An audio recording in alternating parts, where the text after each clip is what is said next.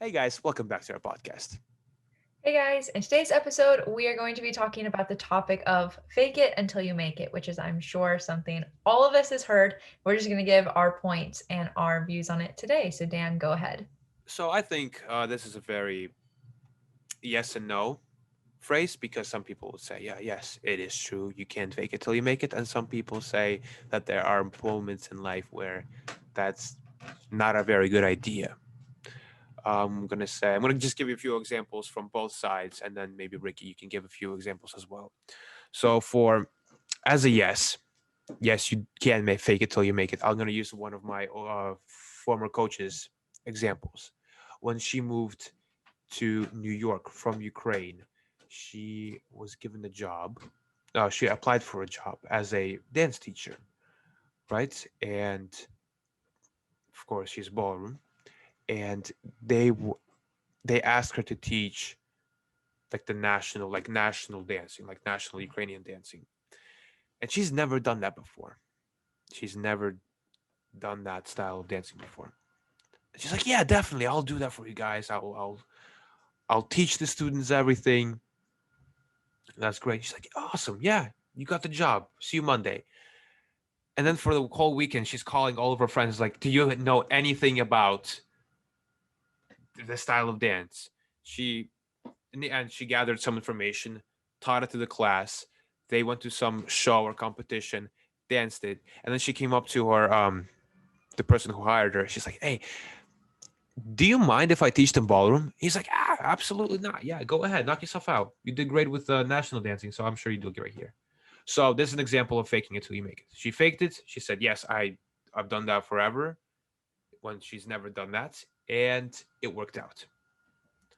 Of course, it could have gone the other way, complete other way, where it didn't work out, but that didn't happen. So we're not going to talk about that. Ricky, would you like to give an example for a yes or no? I definitely think that fake it till you make it is a great idea to have in the back of your mind because it kind of gives you for some people, it can kind of give you that push that you need to maybe get to the next step or get to the next level, put yourself out there. It can kind of give you a sense of confidence, even if it might be kind of like a false confidence. The only problem that I have with this sometimes, not all the time, is that when you start relying on fake it until Okay, you make yeah. it and not actually faking it until you make it, and then from there you do it, you do it, you improve whatever you want, and you're kind of always just in that mindset of I gotta fake it till I make it, and never really actually making it because you're just relying on this, like, oh, I can just fake it until something great happens. um it's definitely, it can be really helpful, but sometimes I think you don't want to let it give you too much false confidence so that you don't have any ground to stand on. Yeah, so you're talking about more of misusing the term, misunderstanding the whole phrase, right? Also, just reminded me of some people learn on experience and they learn on the go. That is kind of faking it till you make it, but it's just like a different approach to it. I'm sure our viewers have their own stories for faking it till you make it. Guys, if you have those that you'd like to share, send them to us and we'll absolutely read them, get back to you. And yeah, Ricky, would you like to add anything to the whole idea?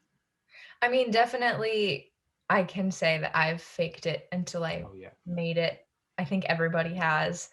Um, To some and degree, yes. you shouldn't feel ashamed of trying to fake it until you make it, because I just really want to emphasize that I think it's more of a temporary mindset and not a permanent mindset. But yeah, definitely, if you needed to convince yourself to get out there to do something, by all means do it, because it's better doing that than not doing anything in the first place and then just learning from that and then growing from there. Yeah, I think using this mindset will also open you to more experiences. You can find newer activities or hobbies that you will probably enjoy in the future. So, yes, definitely uh, use this phrase correctly, I should say. Don't misunderstand it or misuse it. So, guys, thank you for listening. If you're still listening, you're amazing. We love you, and we'll see you guys next time. Bye, guys.